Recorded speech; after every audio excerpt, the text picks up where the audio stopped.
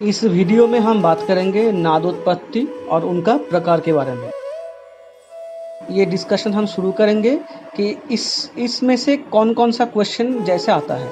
ठीक है, तो पहला जो क्वेश्चन इसमें आता है वह है नाद का 5 प्रकार किसने माना है। दूसरा आता है कि मतंग या शारंगदेव या नारद ने नाद का कितना भेद बताया। और उसके बाद जो क्वेश्चन आता है वो आता है कि 4 ऑप्शन रहेगा, तो उसमें आपको ढूंढना पड़ेगा कि इसमें कौन सा नाद का भेद नहीं है और या नाद का भेद है। इस तरह का इसमें क्वेश्चन आता है। सबसे पहले ये जानना ज़रूरी है कि नाद का बेसिक टाइप कितना है। तो ज़्यादातर जो ग्रंथकार होता है वो सब लोग नाद का 2 मुख्य प्रकार माना है, जो है आहत नाद और अनाहत नाद। जो आहत नाद होता है वही सिर्फ म्यूज़िकल चीज़ के लिए कंसीडर किया जाता है। तो हमारा अगले वाले जो डिस्कशन होगा वो सिर्फ आहत नाद को लेके ही होगा। आहत या म्यूज़िकल जो नाद होता है उसका वर्गीकरण डिफरेंट जो ग्रंथकार होता है तो डिफरेंट तरीके से किया है, पर उसका बेसिस लगभग सेम ही है। वो 2 चीज़ में ये वर्गीकरण किए हैं, एक उसका गुणवत्ता का हिसाब से और दूसरा उसका उत्पत्ति के हिसाब से। तो हम आगे जाके इसका डिस्कशन करेंगे। सबसे पहला जो वर्गीकरण नाद का किया है वो है मतंग मुनि। उसका बृहददेशी ग्रंथ में उसने नाद का 5 भेद बताया और ये भेद उन्होंने नाद का क्वालिटी या गुणवत्ता के ऊपर विचार करके किया है। ठीक है, तो उसने नाद को 5 जो भेद बोला है वो भेद है सूक्ष्म, अति सूक्ष्म, व्यक्त, अव्यक्त और कृत्रिम।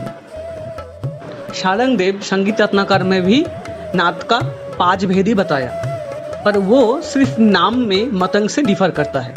तो उसका जो 5 भेद है वो है सूक्ष्म, अति सूक्ष्म, पुष्ट, अपुष्ट और कृत्रिम। नारद जी उनका ग्रंथ संगीत मकरंद में नाद को बहुत सारा कैटेगरी के ऊपर बेस करके उसका भेद किया है। फर्स्ट चैप्टर के शुरू में ही वो नाद को 2 हिस्से में बांटा, एक है आहत और दूसरा है अनाहत। अब आहत जो नाद है इसको लेके वो इसको उसका उत्पत्ति के अनुसार ये 5 हिस्से में बांटा है। तो ये पंचविधा ही हुआ, तो ये भी 5 ही माना है। जो 5 है उसका उत्पत्ति के अनुसार वो है नखज, वायुज, चर्मज, लोहज और शारीरज। अब ये लास्ट वाला जो शारीरज है, अब इसको लेके चैप्टर के बाद में वो नाद को और भी 5 हिस्सों में बांटा। अब इंटरेस्टिंग फैक्ट है कि वो यहाँ पर खुद को कॉन्ट्रडिक्ट कर गए, क्योंकि वो ये शारीरजों को भी 5 हिस्से में बांटा। अब अलग से भी जो आहत नाद है उसको उसका ओरिजिन के हिसाब से तो पहले किया, उसके बाद उसका गुणवत्ता क्वालिटी के हिसाब से वो फिर से 5 हिस्से में बांटा। जो है संगीत रत्नाकर का अनुरूपी है वो है सूक्ष्म, अति सूक्ष्म, पुष्ट, अपुष्ट और कृत्रिम। अब ये उसका बाद वाला श्लोक में वो ये डिस्कस किया कि ये जो 5 है जो गुणवत्ता के हिसाब से किया वो बेसिकली जो शारीरज स्वर है, जो उसका ओरिजिन के हिसाब से 5 था, उसका लास्ट वाला शारीरज, तो उसका ही 5 भेद है। तो ये इसमें वो खुद कॉन्ट्रडिक्ट कर गया। थैंक यू बोलने से पहले ये हम बोलना चाहते हैं कि अगर क्वेश्चन में आए कि नाद का 5 भेद किसने माना है, तो ये 3 में से कोई भी नाद, सब लोग ही नाद का 5 भेद माना है। ठीक है, पर अगर ऑप्शन में बृहददेशी है तो हम ऑप्शन बृहददेशी राइट करेंगे, क्योंकि ये सबसे पहले नाद का 5 भेद बोला है। ठीक है, पर अगर ऑप्शन में बृहददेशी नहीं रहा है पर संगीत रत्नाकर है तो हम संगीत रत्नाकर को सही मानेंगे। और अगर बृहददेशी और संगीत रत्नाकर को छोड़ के बाकी 3 ऑप्शन है और उसमें संगीत मकरंद है तो वो संगीत मकरंद होगा।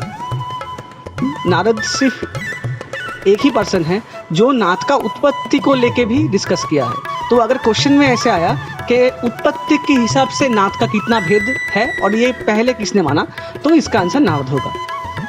Thank you.